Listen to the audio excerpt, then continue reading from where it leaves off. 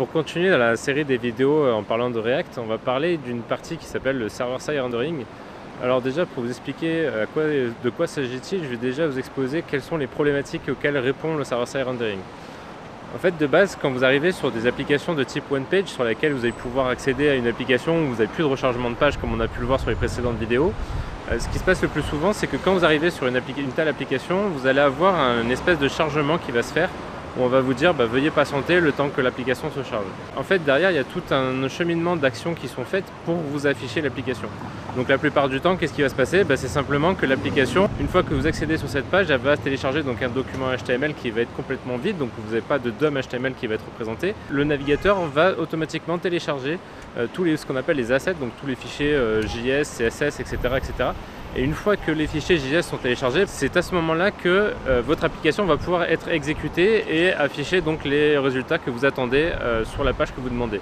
Donc le plus souvent, l'application JavaScript, une fois qu'elle est lancée, va faire ce qu'on appelle des requêtes AJAX tout simplement. Donc elle va aller faire des requêtes REST vers le serveur.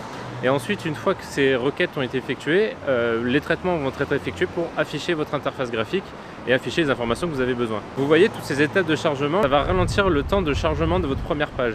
Donc tout ça, ce sont des aspects qu'on voudrait pouvoir éviter par la suite pour que l'utilisateur, une fois qu'il demande votre page, puisse accéder directement à l'information qu'il souhaite et afficher ce qu'on a besoin d'afficher. Ça, c'est la première des choses.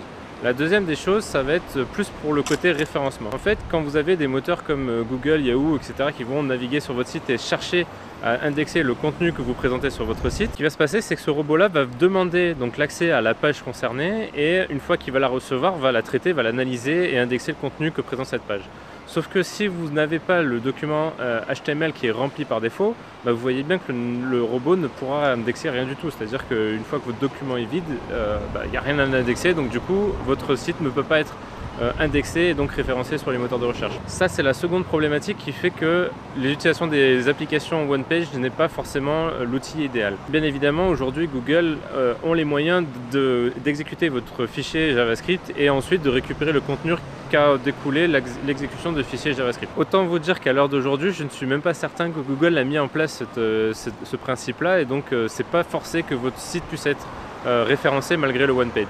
Le deuxième aspect à prendre en compte justement dans le référencement, c'est le temps de rapidité d'affichage de l'information. Google maintenant fait en sorte d'analyser le temps que l'utilisateur va devoir attendre avant qu'un premier résultat soit affiché. Vous comprenez bien du coup que le fait d'envoyer un document HTML vide et ensuite d'exécuter du JavaScript dessus qui va récupérer les informations, toutes ces étapes-là, c'est non seulement long pour l'utilisateur, mais en plus c'est pas du tout référençable sur Google. Et en plus de ça, si jamais Google a la capacité effectivement d'exécuter le fichier JavaScript, d'analyser votre page et ensuite de le prendre en compte dans les résultats tout en prenant en compte le temps qu'a mis votre site pour s'afficher, vous vous rendez compte que c'est vraiment pas l'idéal de faire du one page.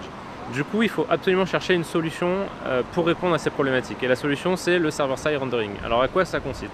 Le server-side rendering, c'est tout simplement la capacité du côté serveur d'exécuter en quelque sorte votre JavaScript. Donc c'est le fait de rendre directement votre document HTML une fois qu'il est demandé complètement plein avec les informations que l'utilisateur a demandé à voir. Du coup, lorsque vous faites ça, vous comprenez bien qu'une fois que votre utilisateur va arriver sur votre application, tout de suite la page va s'afficher avec le contenu désiré. Et pour les moteurs de recherche, une fois qu'il va vous demander cette même page, du coup le contenu de la page étant rempli, il y a quelque chose à référencer et en plus en termes de temps, vous gagnez un temps phénoménal.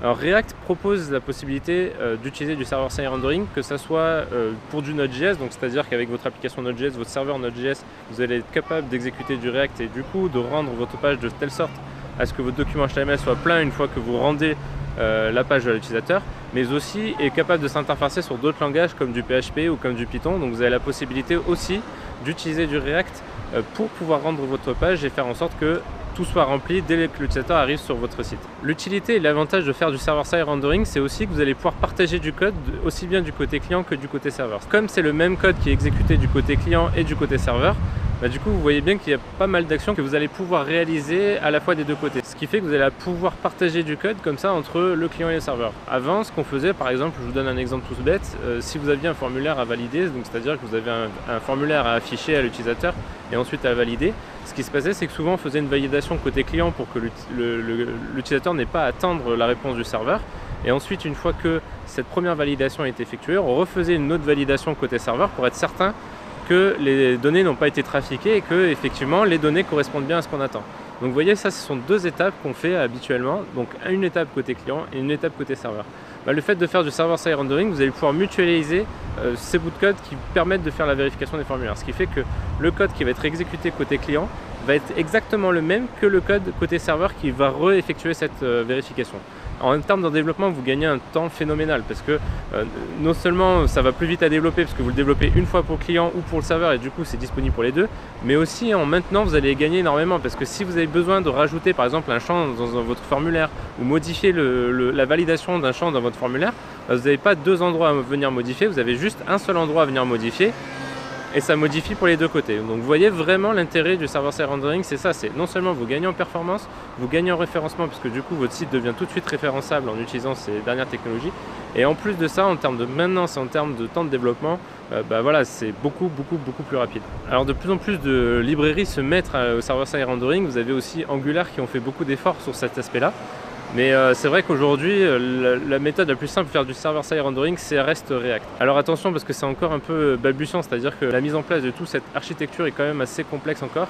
Il n'y a pas de méthode facilisée qui vous permette de mettre en place de façon très facile et très rapidement, qui vous permettent de mettre une application en server-side rendering, mais il y a beaucoup d'efforts qui ont été faits depuis ces derniers temps, qui vous permettent aussi de simplifier cette tâche-là. Il faut savoir que souvent c'est le temps de mise en place qui est long, mais pas après le temps de développement. Bien évidemment, une fois que ça c'est mis en place, c'est parfait. Alors on parle souvent d'application universelle ou d'application isomorphique. Donc l'application isomorphique c'était l'ancien temps, donc le fait que l'application soit capable d'être exécutée côté client, côté serveur. Étant donné que le nom n'était pas super sexy, on est plus parti sur l'application universelle que isomorphique. Donc voilà globalement ce qu'il y avait à dire sur le server-side rendering. Je vous laisse poser vos questions éventuellement en commentaire si vous en avez, à vous abonner à la chaîne pour retrouver mes futures vidéos et je vous dis à très vite pour la prochaine.